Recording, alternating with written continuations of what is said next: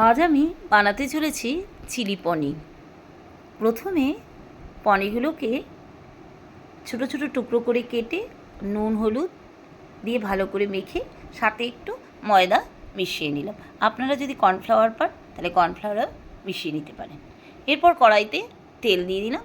তেল যখন গরম হয়ে গেল, একের পর এক পনিরগুলোকে ভাজতে শুরু করলাম।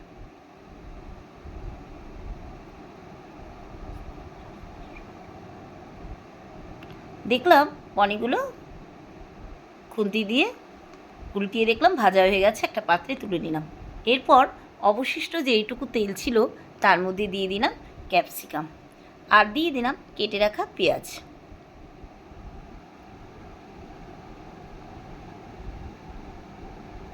খুন্তি দিয়ে একটু নাড়িয়ে নিলাম।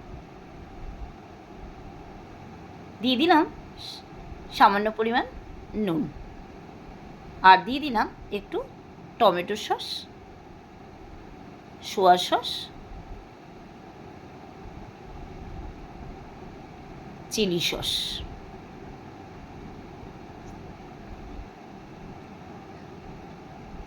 খুন্তি দিয়ে নাড়াচাড়া করে ভালো করে দেখলাম যে ক্যাপসিকামগুলো যখন একটুখানি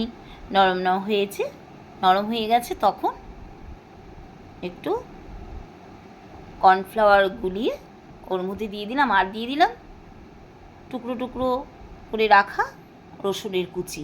সেগুলো কড়াইয়ের মধ্যে দিয়ে দিলাম। আবারও একটু খুন্তি দিয়ে নাড়াচাড়া করে যখন দেখলাম মাখা মাখা অবস্থায় এসেছে, অল্প একটু জল দিয়ে ভেজে রাখা পনিরগুলো এক এক করে কড়াইয়ে দিয়ে দিলাম।